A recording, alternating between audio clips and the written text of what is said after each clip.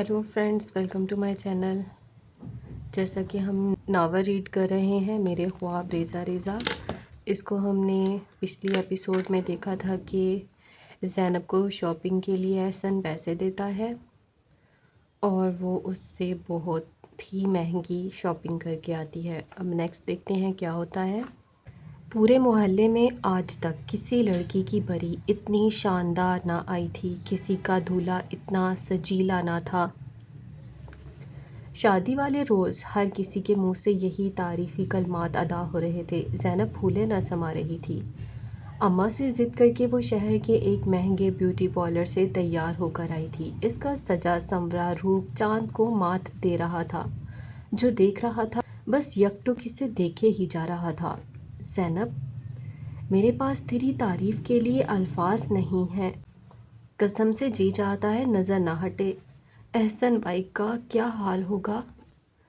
आमना की तारीफ़ पर वो तफ़ाहर से मुस्कुराती थी। और क्यों ना हसीन नज़र आती वो। महंगा अरूसी लिबास, चमकते ज़ेवरात और एक महंगे पार्लर की तैयारी। भला किस चीज़ की कमी थी।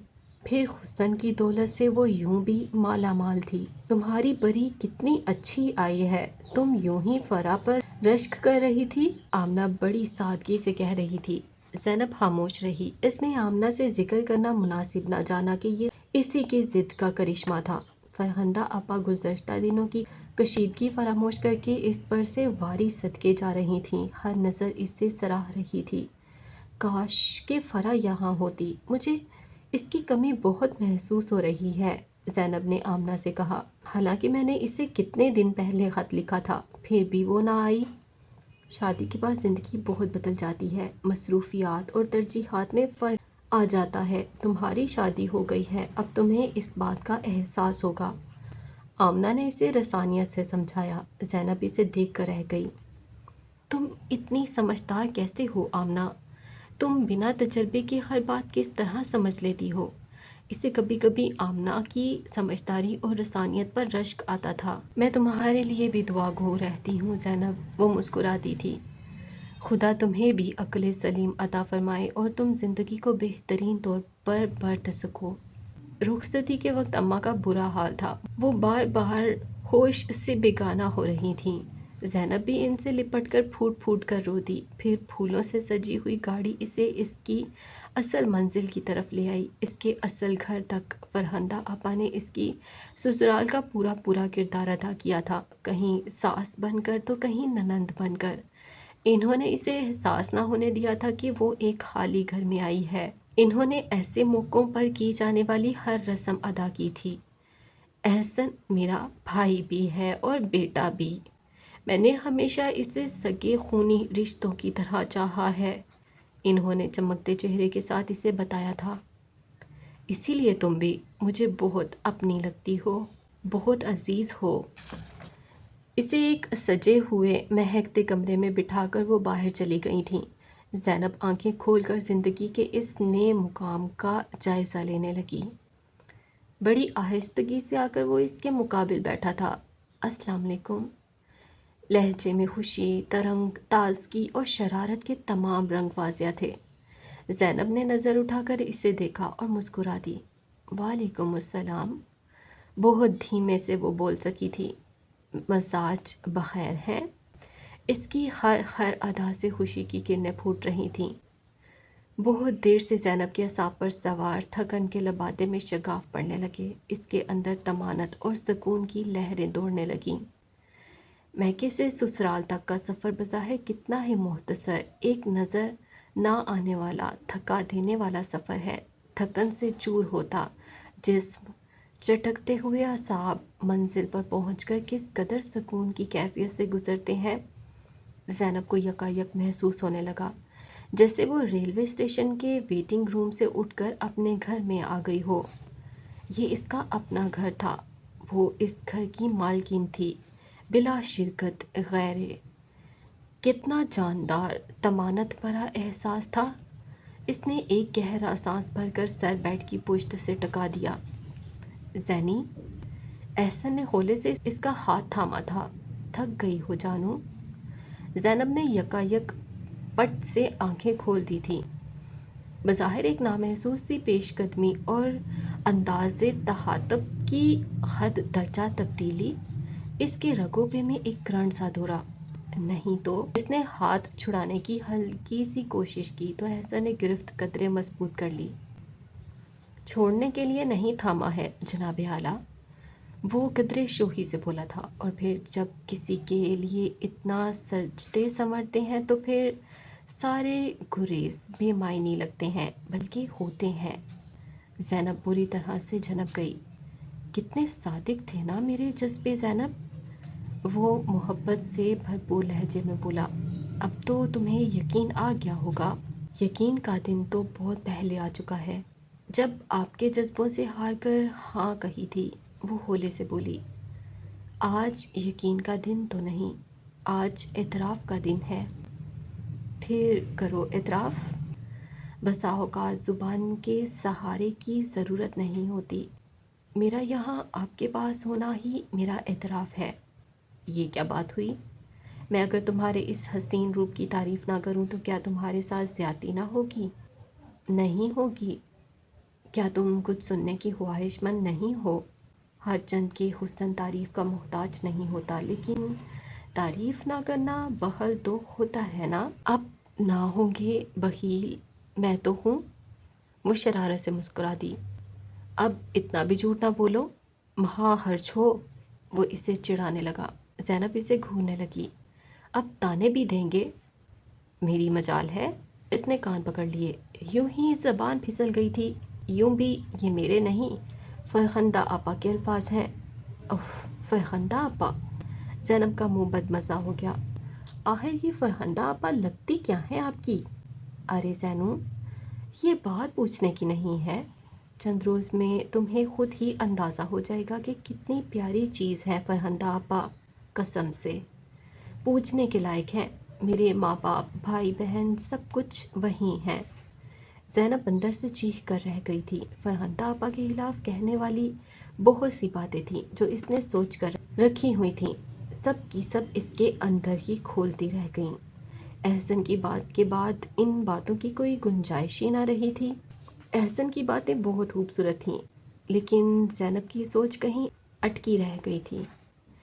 ولیمے سے فارغ ہو کر وہ 2 دن کے لیے اماں کے پاس آ گئی تھی۔ خوشیوں سے گلنار ہوتے اس کے چہرے نے اماں سے بہت کچھ کہہ دیا تھا۔ میری بچی، میں نے کہا تھا نا تجھ سے، احسن تیرے لیے خوشیوں کا پیامبر بن کر آیا ہے۔ اسے خود سے لپٹا کر انہوں نے کہا تھا۔ آپ سے کس نے کہا میں خوش ہوں؟ اس نے منہ بنایا۔ تیرے چمکتے چہرے نے۔ زینب ہنس دی۔ وہ واقعی خوش تھی، بے پناہ خوش۔ اس کی شادی کو محض چند روز ہوئے تھے، لیکن اسے احساس ہو چکا تھا کہ احسن اسے دل کی گہرائیوں سے چاہتا ہے۔ وہ پوجنے کی حد تک اس کے عشق میں مبتلا ہو چکا تھا۔ صبح وہ سو کر اٹھتی تھی تو وہ پہلے سے اس کا منتظر ہوتا۔ آپ کب سے جاگ رہے ہیں؟ وہ حیران ہو کر پوچھتی۔ بہت دیر ہوئی، وہ مسکرا کر کہتا۔ منہ اندھیرے باہر ایک کوئل کوکی تھی، اس کی مدھر آواز سے جاگا، پھر سونے کو جینا چاہا۔ زینی، اتنا حسین روپ دیا ہے خدا نے تمہیں، تمہیں دیکھتے ہی وہ یاد آتا ہے۔ زندگی اتنی پیاری ہوتی ہے۔ زینب کو تعجب ہوتا تھا۔ احسن کی والہانہ جذبات اور بے اختیارانہ اعترافات نے اس کے سارے وجود کو تفاخر اور شوخی سے سنہری چادر میں لپیٹ دیا تھا۔ اس کا وجود سنہری پھولوں کی مچلتی ڈھال نظر آتا تھا۔ آمنہ کو اس کا علم ہوا تو وہ دوڑی چلی آئی تھی۔ پہلے کون سا ہم روز ملا کرتے تھے، لیکن تم چلی گئی زینب تو ایسا لگا زندگی حالی حالی سی ہو گئی ہے۔ تم میری زندگی میں اتنی اہمیت رکھتی ہو، مجھے کبھی احساس ہی نہ ہوا تھا۔ زینب اس کی حیرانی دیکھ کر ہنس دی۔ شادی کے بعد پوچھوں گی اپنی اہمیت کا، 2 روز میں بھول جاؤ گی مجھے۔ اچھا، تم مجھے بھول گئی؟ آمنہ نے اسے گھورا۔ میں تو خود کو بھول گئی ہوں آمنہ، وہ کھلکھلا کر ہنس دی۔ سمندر کی موزوں لہروں کو دیکھا ہے آمنہ؟ جب کسی شے کو اپنے اندر سمیٹ لیں تو پھر شے کا وجود نہیں رہتا، لہریں ہی لہریں نظر آتی ہیں۔ احسن کی محبت سمندر کی طرح وسیع اور موزوں ہے۔ بہت چاہتے ہیں نا تمہیں؟ آمنہ کے لہجے میں سوال کم تصدیق زیادہ تھی، اور ایک عجب سی حسرت تھی جو کہیں چھپی ہوئی تھی مگر محسوس ہوتی تھی۔ ہاں، بہت بے حساب۔ زینب کو اس لمحے خود اپنے آپ پر رشک آیا۔ سچ آمنہ، مجھے اتنا اندازہ نہ تھا کہ یہ شخص میرے لیے اتنا بے قرار ہے۔ ہائے، وہ تو ایک پل کے لیے بھی مجھے خود سے دور نہیں ہونے دیتے۔ اتنی منتیں کی ہیں تب کہیں جا کر 2 دن یہاں رہنے کی اجازت ملی ہے۔ وہ بولتی ہی چلی گئی۔ اماں اداس ہو گئی ہیں تمہارے بغیر؟ آمنہ نے شاید دانستہ موضوع تبدیل کر دیا تھا۔ 2-3 مرتبہ آئی تھی تمہاری غیر موجودگی میں، بیچاری اماں اکیلی بیٹھی تمہیں ہی یاد کرتی رہتی ہیں۔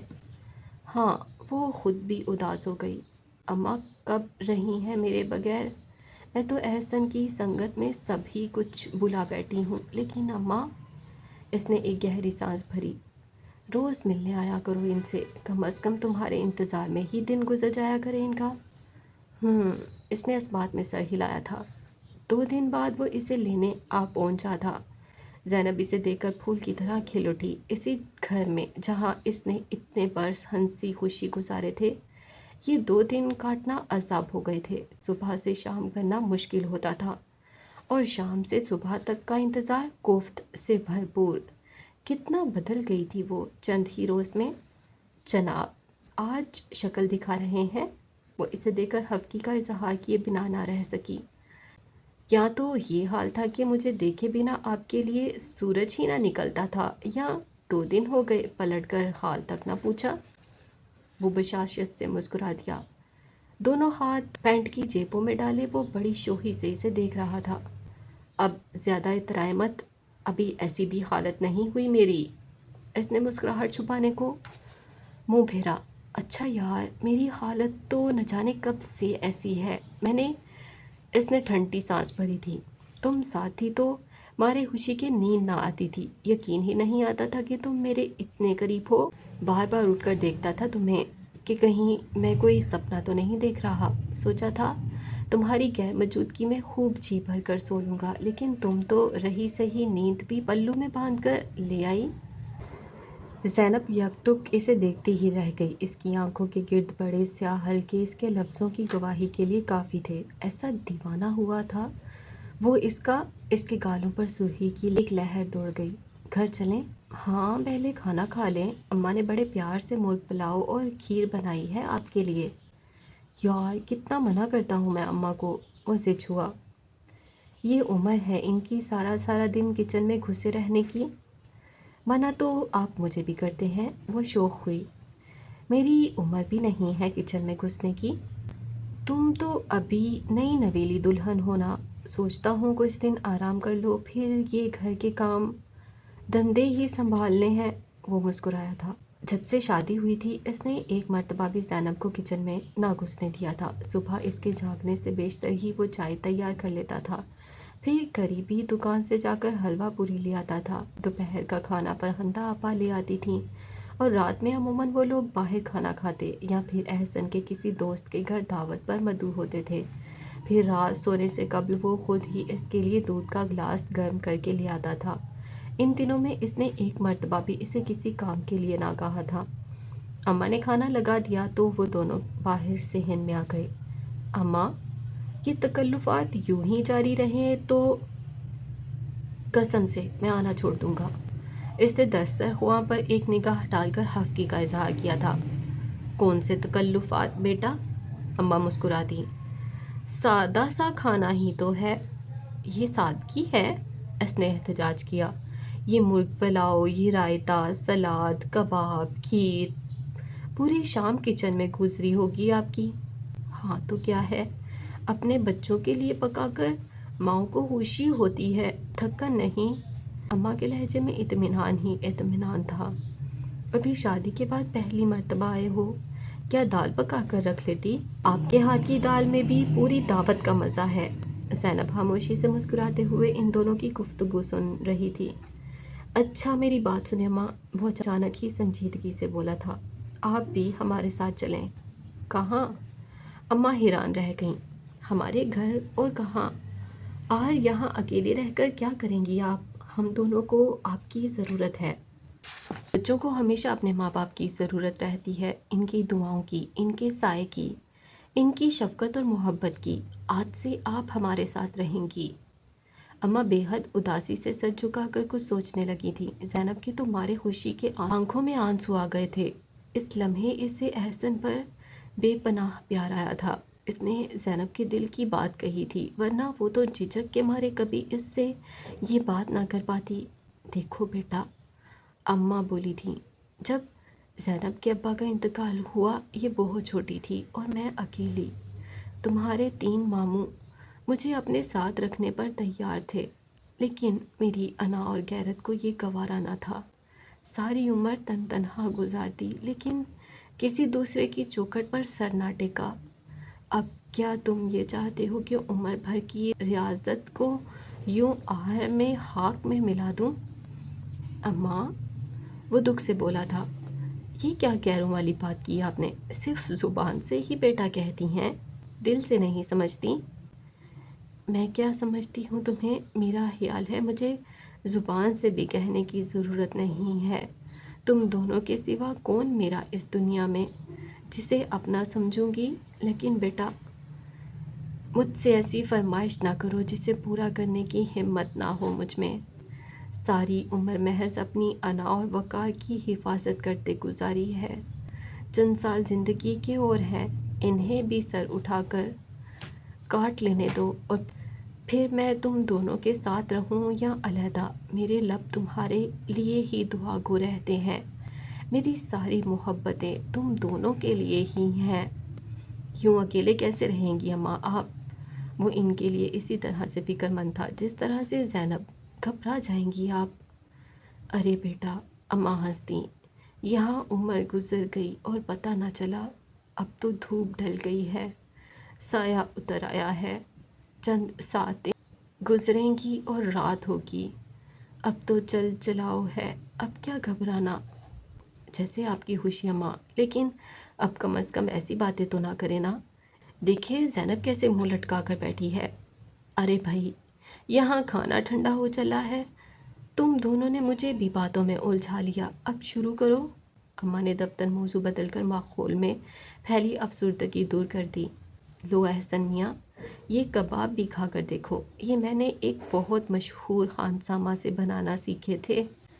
اللہ بخشے، تمہارے ابا کے بہت اچھے جاننے والے تھے۔ بہت کوشش کرتی ہوں لیکن ان جیسا ذائقہ پھر بھی نہیں آ پاتا۔ بہت شاندار۔ احسن ایک ایک چیز کو سراہتا رہا۔ زینب خاموشی سے کھانا کھاتی رہی۔ اماں کے فیصلے نے اسے اداس کر دیا تھا۔ کھانا کھا کر وہ دونوں جانے کے لیے اٹھ کھڑے ہوئے تھے۔ اماں کو اچانک ہی کچھ یاد آیا تھا۔ ارے بچی، میں تو بھول ہی گئی، تمہاری دوست کا خط آیا رکھا ہے، فرح کا۔ فرح کا خط ہے؟ وہ خوش ہو گئی۔ لائیں نا اماں جلدی سے، 2 دن سے آئی ہوئی ہوں، آپ کو اب یاد آیا ہے؟ کہا نہ بھول گئی، ٹھہرو ایک گھڑی لاتی ہوں۔ اماں چند لمحوں میں خط نکال کر لے آئیں۔ جس روز تمہارا ولیمہ تھا اسی روز پہنچا تھا، میں کپڑوں کے نیچے رکھ کر بھول گئی، چلو اچھا ہوا عین وقت پر یاد آیا۔ انہوں نے اسے لفافہ تھمایا، وہ اسے چاک کرنے لگی۔ جناب اعلیٰ، گھر چل کر پڑھ لیجیے گا، میں یہاں بائک پر ٹنگا ہوا ہوں، احسن نے دہائی دی تھی۔ زینب نے مسکرا کر خط بیگ کی جیب میں ٹھونس لیا۔ اچھا ماں، اللہ حافظ۔ وہ اس کے پیچھے بیٹھ گئی۔ اللہ کی امان میں بیٹی۔ اماں دیر تک دروازے میں کھڑی رہی تھیں۔ دونوں گھر پہنچے تو احسن کا کوئی دوست اسے ملنے آیا ہوا تھا۔ تم اوپر چلو زینی، میں آتا ہوں تھوڑی دیر میں۔ احسن نے اسے چابیاں تھمائیں۔ جی اچھا۔ وہ سیڑھیاں چڑھتی اوپر چلی آئی۔ اپنے کمرے میں آ کر اس نے سب سے پہلے بیگ کی سائڈ جیب سے فرح کا خط نکالا تھا۔ اس نے لکھا تھا، پیاری زینب، نئی زندگی کے آغاز پر بہت سی دعائیں تمہارے نام۔ تمہاری شادی میں شریک نہ ہو سکی، مجھے پورا یقین ہے تم مجھ سے ناراض نہ ہوگی، لیکن میرا خیال بلکہ یقین ہے کہ وجہ جان کر تمہاری ناراضگی دور ہو جائے گی۔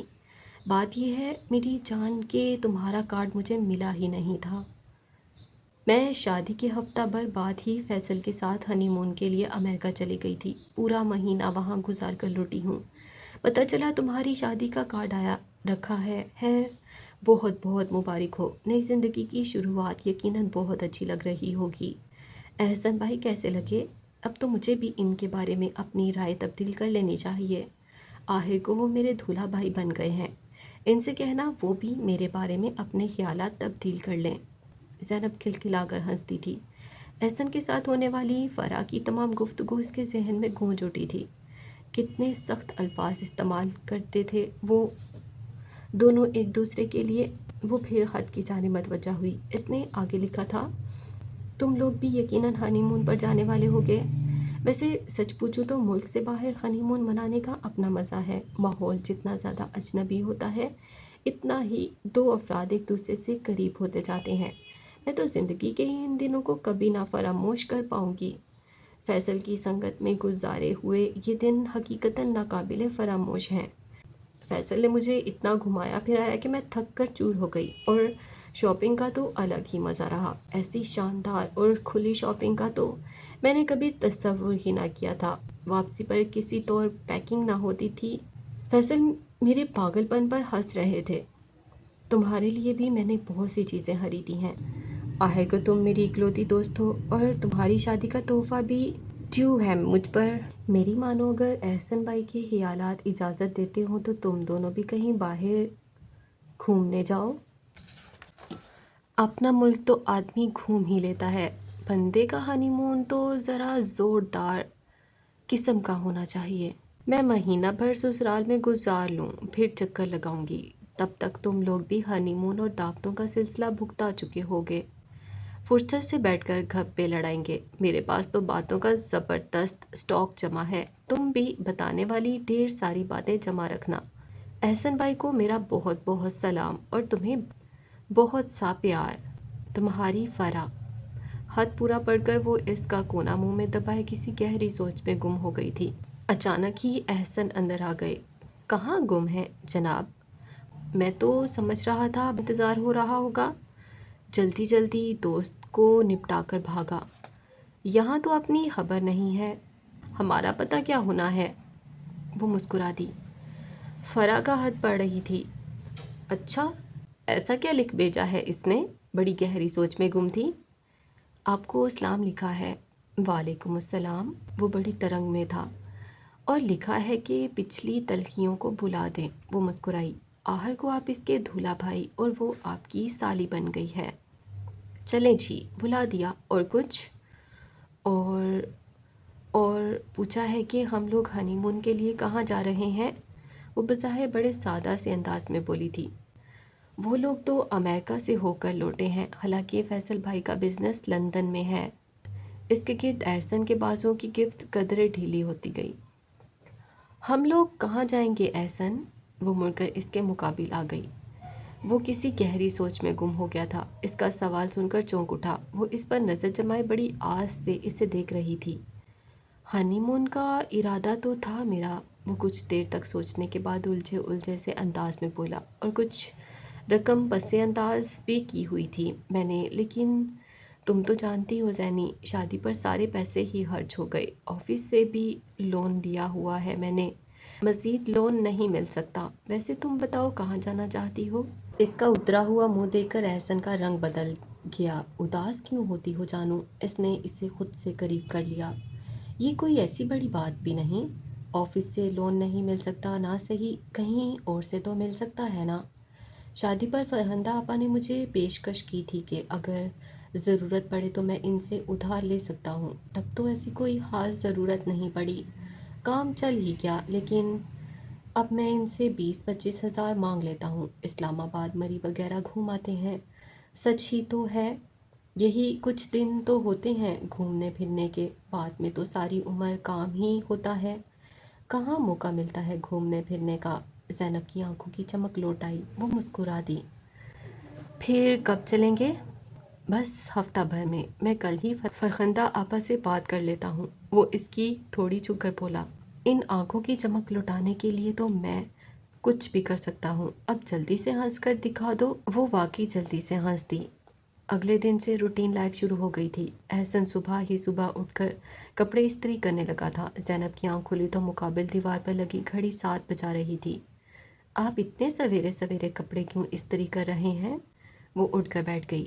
مزدور آدمی ہے بھائی، وہ بشاشت سے مسکرا دیا۔ بہت دن آرام کر لیا۔ اب کام پر بھی جانا ہے۔ لیکن آپ نے 15 دن کی چھٹی لی تھی نا، ابھی تو صرف ہفتہ ہی گزرا ہے شادی کو۔ اس کی نیند اڑ گئی۔ ہاں، لیکن اب پروگرام بھی تو بن گیا ہے گھومنے کا۔ یہ ہفتہ حاضری لگوا کر اگلے پورے ہفتے کی چھٹی لے لوں گا۔ اب پورا مہینہ تو چھٹی نہیں کر سکتے نا جانم۔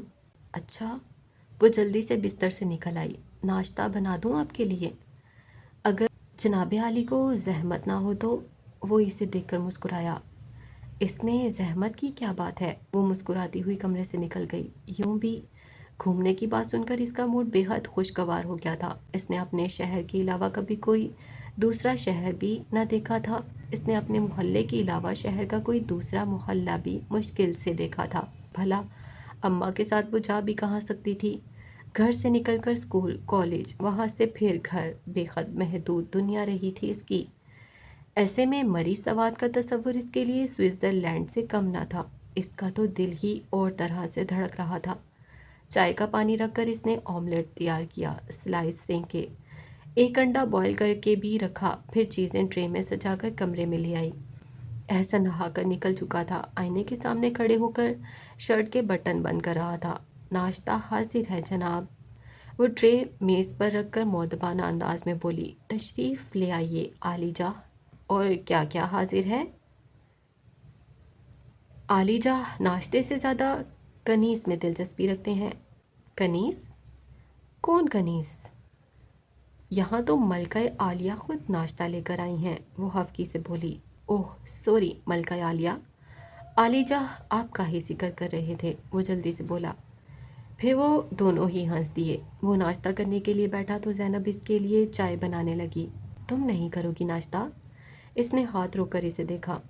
بعد میں، ابھی صرف چائے پیوں گی، ابھی تو میں نے دانت بھی صاف نہیں کیے۔ وہ چائے کے گھونٹ بھرنے لگی۔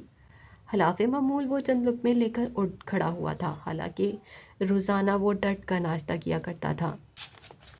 کیا ہوا؟ زینب نے چونک کر اسے دیکھا۔ ٹھیک سے ناشتہ کرے نا؟ بس چلتا ہوں، دیر ہو گئی ہے، اپنا خیال رکھنا۔ کھڑے کھڑے چائے کے 2-3 گھونٹ بھر کر اس نے کپ ٹرے میں رکھا اور اس کا گال پیار سے چھو کر باہر نکل گیا۔ وہ اس کے پیچھے پیچھے سیڑھیوں تک گئی تھی۔ کب تک لوٹیں گے؟ 4-5 بجے تک، اس نے اجلت میں جواب دیا تھا۔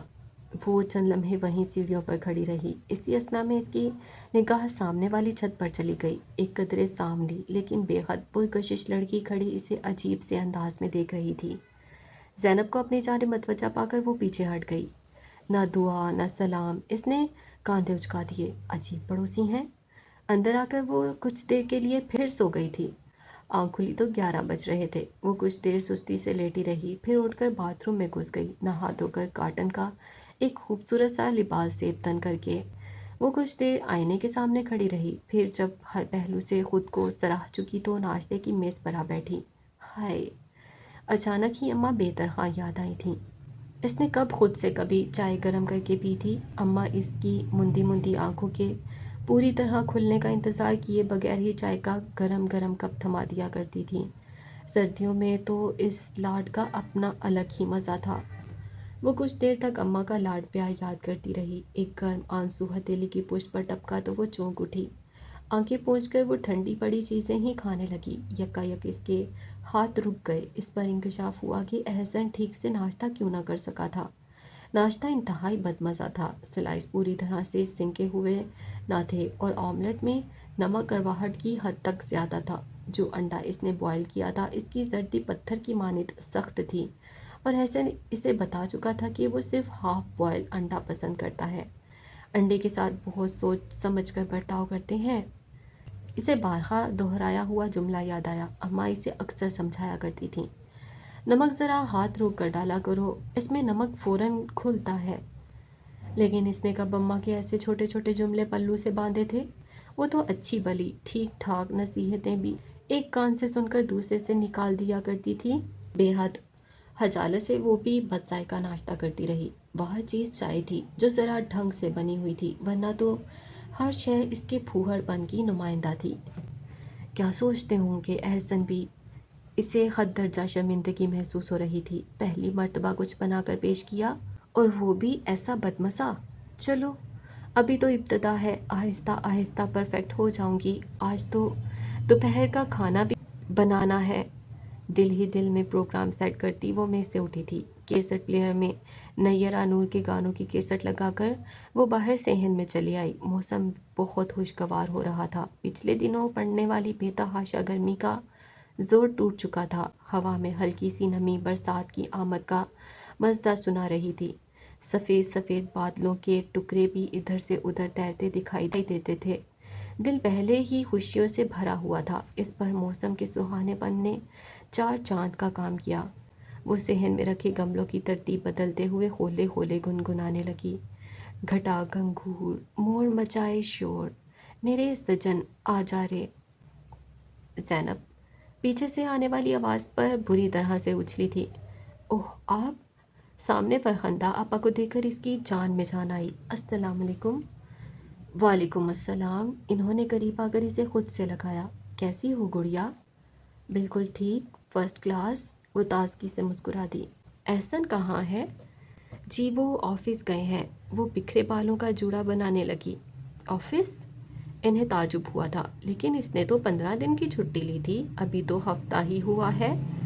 वो असल में हमारा प्रोग्राम बन गया है मरी वगैरह जाने का, शायद अगले हफ्ते चले जाएं, इसलिए इन्होंने सोचा ये हफ्ता हाजिरी लगवा कर अगले हफ्ते की छुट्टी ले लें। अच्छा, वो कुछ सोचने लगी। अंदर बैठ सकते हैं हम? ओह, इस पर से मन्नो पानी गुजरा था। आइए आइए ना, मुझे तो ध्यान ही नहीं रहा। वो इनको लेकर अंदर चली आई। बैठे ना आप, चाय लाऊं आपके लिए? वो बेहद शाइस्तगी का मुजाहरा करते हुए बोली थी। फरखंदा आपा ने एक नज़र कमरे की हालत जार पर डाली थी। बिस्तर की चादर आधी बिस्तर पर थी, आधी फर्श पर लटक रही थी। रात को ओढ़ी जाने वाली चादरें इसी तरह से फैली हुई थीं, यूं जैसे कोई बड़ी एहतियात से ऐसे इनके अंदर से निकल कर गया हो, मुबादा इनकी फूली हुई शेप खराब हो जाए।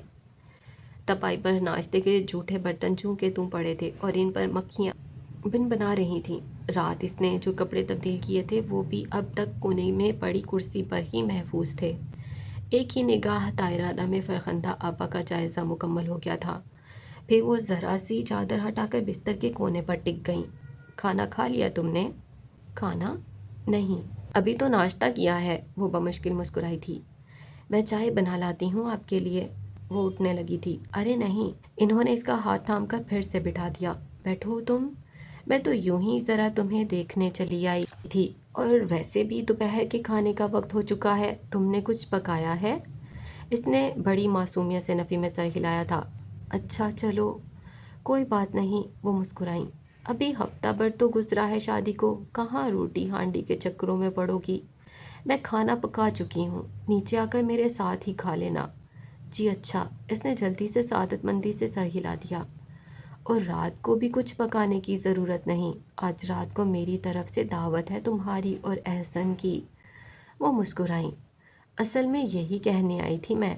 तुम भी सोचती हो कि इतने दिन हो गए फरहंदा आपा ने तो अपने यहाँ बुलाया ही नहीं। दरअसल मैं चाहती थी कुछ दिन तुम दोनों आराम सुकून से रह लो, डिस्टर्ब ना करूं मैं तुम्हें, इसलिए इतने दिनों में एक आध बार ही ऊपर आई हूँ मैं। हालांकि तो सिर्फ कितनी मर्तबा कह चुके हैं कि मैंने तुम्हें पूछा ही नहीं। कह रहे थे नई दुल्हन क्या सोचती होगी। मैंने कहा रहने दें आप, इन मामलात को औरतें ज़्यादा बेहतर समझती हैं। हर रोज़ जाकर इन्हें डिस्टर्ब करूं अच्छा नहीं लगता। वैसे 2 दिन से तो तुम भी गई हुई थी अपनी अम्मी की तरफ। जी जी, बस ज़रा उदास हो गई हैं। खैर, वो एक फितरी बात है। 10 बेटियां हों, माँ तो तब भी एक के जाने पर दिनों उदास रहती है। तुम तो इनकी इकलौती औलाद हो, बहलते बहलते ही जी बहलेगा इनका। अच्छा मैं चलूँ? इन्हें कुछ ध्यान आया तो वो उठ खड़ी हुई। शाम के खाने का भी देखूं कुछ, कोई ख़ास डिश पसंद हो तो बताओ मुझे, तुम्हारे लिए बनाकर खुशी होगी मुझे। कुछ भी बना लें। वो तकल्लुफ़ से मुस्कुरा दी। मुझे तो सब ही कुछ पसंद है। 1 बज रहा है, तुम भी मेरे साथ ही चलो, खाना खा कर आ जाना। अभी तो बिल्कुल भूख नहीं, नाश्ता ही इतनी देर से किया था, फिर ज़रा सफाई वगैरह भी करनी है। इसने मुआज़रत की। अच्छा चलो, तुम्हारी मर्ज़ी है। جس دن بھوک لگے بلا تکلف چلی آنا یا ادھر کی کھڑکی کھول کر آواز لگا دینا، میں خود دے جاؤں گی۔ آج کڑی چاول پکائے ہیں میں نے، کڑی پسند ہے تمہیں؟ جی، اس نے نیم دلی سے سر ہلایا۔ ان کے جانے کے بعد وہ پھر اندر چلی آئی۔ دیوار پر لگی گھڑی 1:30 بجا رہی تھی۔ اس نے ایک نگاہ بکھرے ہوئے گھر پر ڈالی۔ اسے یاد آیا شادی سے پہلے جب وہ اماں کے ساتھ یہاں آئی تھی، ہر شے بڑی نک سک سے درست تھی، کہیں ایک فالتو تن کا بھی نظر نہ آیا تھا۔ ظاہر ہے بے ترتیبی بھی وہیں ہوتی ہے جہاں ایک سے 2 بندے ہوں، اس نے خود کو تسلی دی تھی۔ گھر میں کوئی رہتا ہی نہ ہو تو بکھراوا کرے گا کون؟ اوکے، آج کے لیے اتنا ہی، باقی کا آپ نیکسٹ ایپیسوڈ میں کریں گے۔ میری ویڈیو اگر پسند آئی ہو تو اسے لائک کریں، شیئر کریں اور میرے چینل کو سبسکرائب کریں۔ اللہ حافظ۔